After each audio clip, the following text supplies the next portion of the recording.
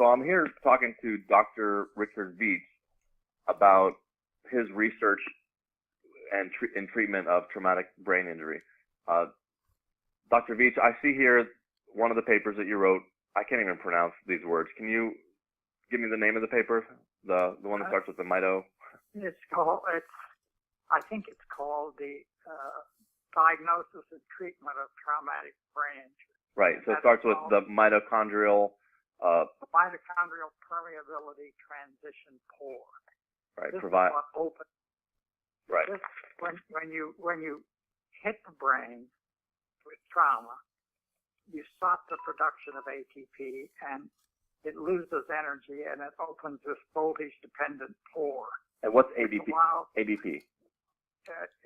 When you quit making energy, you quit making ATP. What is ATP? ATP is adenosine triphosphate. It's a major energy source for all energetically requiring processes in the body. Okay, so we get hit in the head, it stops making the ATP, which is what causes the long-term. And then the pore opens. When the pore opens, two things happen.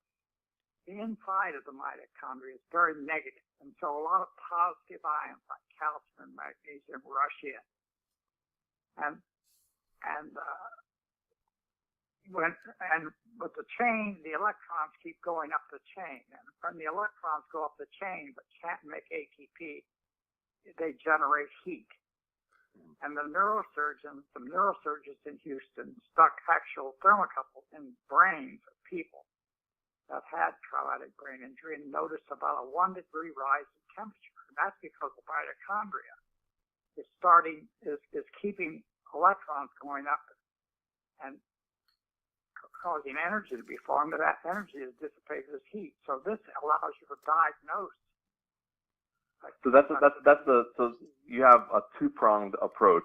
Let's focus on the ketones first, because the second prong we can talk about in a second, which is the detection of that 1 degree increase, which I now better understand the way that you have proposed it. So in this study, you guys analyzed rats that were given a traumatic brain injury or had a traumatic brain injury, and then you administered them ketones, right? Yes, actually, a woman in California, Princeton, the only Princeton UCLA did this and showed that ketones could abolish the damage that came from trauma to the brain. Now, when you say abolish the damage, does that mean someone gets hit and it's a 90%? It makes it 90% better, or just flat out 100% better? Well, nothing's 100%. It's approaching 100%. So let's just, for simplicity's sake. Those papers are listed. The woman's name is Prinz. How do you spell that? Prinz. Okay, and do you know the name of that paper? It's listed at the back of that reprint. Okay, I'll look for that.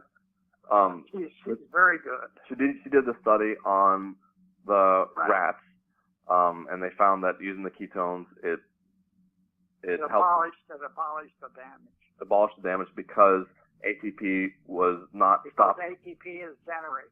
It's generated. Okay, gotcha. When you get trauma, I won't go through all the terms, but you stop the mitochondria making energy, and ketones bypass that block and allow you to make energy. So your theory is that the NFL, as well as high school football teams where there's millions of concussions a year, could take this drink two ways. One, immediately after the hit, but also preemptively before the game in order to make it so that when someone, it won't stop people from getting hit, obviously. But once someone gets hit, it can then, the body's not going to stop the production of the ATP. Yeah, abolish the damage. Okay. You could either take it before, which seems unlikely. Right, but this obviously hasn't been studied on humans yet. So what you're proposing is let's study it on humans, and the best route is boxers, because boxers. Yes, where boxers are going to be. The reason is that you're going to have boxing matches at a fixed period of time. You can have your doctors and your equipment there. And if you have a number of boxers, someone's going to get a concussion.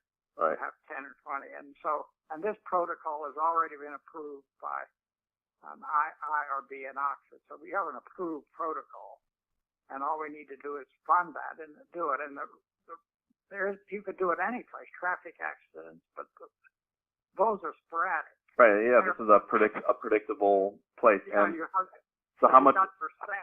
What's the proposal for how much needs to be funded? How much needs to be put? I think it was a couple $100,000. It wasn't much. Oh, okay. Okay. And so one goal is to find someone to fund that research. Yeah. Now they can't just take that drink right now because it hasn't been fully tested, and that would be an FDA approval. Well, no, they could take it now. All you have to do is file a paper with the FDA saying we're going to test this drink in traumatic brain injury. And they'll write back and say, fine, this is your IND number, and Dr. Jones will report all the cases that ever take it and tell us of any adverse reaction. So yes, you could start it today. But it's more likely that someone's going to want it, even though it is FDA approved as a food, somebody's going to want it to be tested in a laboratory environment, or in the boxing environment with. Yeah, it's much more. The FDA will allow you to do that. All they want to know is to be notified what you're going to do, that it's got an IRB approval. That's an intramural review at the University of Ethics. Right. And that any events that occur will be reported to them. Okay. But the tough part is getting someone at the NFL or even at a boxing, commission to understand what it is. And this is still being recorded, so don't say, they're not able to understand. But yeah, so it's hard to get the right connection for someone to. You've got to get them to fork up the money. Right. Well, but also to understand it is the first step. I think if they understood it, money wouldn't be an object. But it's just a matter of getting to the right person that understands it. I have a couple connections in the NFL, and I'll see if I can get them to listen to this 5-minute blurb on it. But your level of confidence is fairly high that this could, reduce the effects by 90% within, 2 or 3 years. It'd be an immediately noticeable drop off in numbers of concussions just by this drink. Now, won't that to a layperson just seem like snake oil? Just fake, like not possible, too good to be true? It might to a layperson. The explanations that I give are are I think quite sound scientifically. Mm-hmm. You've also got two other authors. You've got Bob Valeri, head of the Naval Blood Research Lab, and Ted Van Italy, who's professor of medicine at Columbia. Mm-hmm. So these aren't snake oil salesmen. Right. Now, as a slightly unrelated, but yet related, if an NFL athlete took on a ketogenic diet, like an Atkins type diet, would that somehow make it so that they're running on more on ketones and less likely to have a concussion? So if they just took a nutritional approach? Yes. Yeah. It would. Yeah. It would make them less. And these, you need, you can read the PRIMS papers, or you can call her up and ask her. Yes, a ketogenic diet would make them less likely to have a concussion. Right. Okay, so I think we got that covered. Any other thoughts you want to put on the NFL? What about for kids, the safety for kids eventually? And we have to watch out. Anything that is kid related, they're going to blame. If you give them a drink and something goes wrong, they're going to blame the drink. So there's one added complication in children, and that is a ketogenic diet retards growth.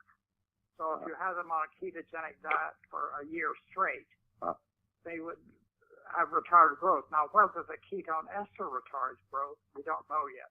Okay. So So most likely that would take a whole bunch of separate, unrelated research.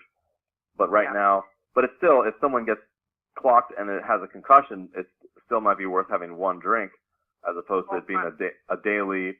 It wouldn't be a daily preemptive thing, but after the hit, immediately take it. Yes, there would be essentially no complications there.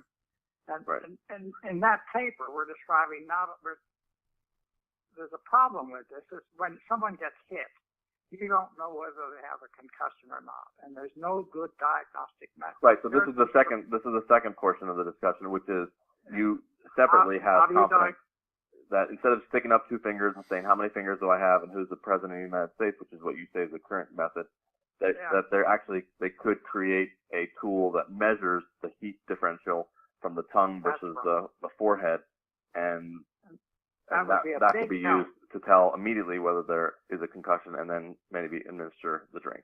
And so at the local soccer match where you've got all these little kids and some gets hit, the coach would know instantly or within 2 minutes, do they have a concussion or not? Right. And right now you can't tell. And this was initially, you had mentioned it earlier before I started recording, but initially you said that this was developed for, who gave you the money to develop the research? I just did it on my, I did it at home at night at my boy, Thomas. But you said that it was for the Navy, one of the military. No, it was made because General Petraeus went to a meeting at the Washington VA where my son attended. And the meeting, I read the whole proceedings, and the meeting was not very good. They were simply trying to get money. Right. And this irritated me. But General Petraeus wanted to get money for researching. No, he attended the meeting. Okay. And the doctors that were proposing things were just trying to get money out of the Army. And I felt they were wasting General Petraeus' time. And he was, at that time, in charge of the troops in Afghanistan, and I felt that was not proper. Right. So you came up... Serious general, and I said, you shouldn't waste his time.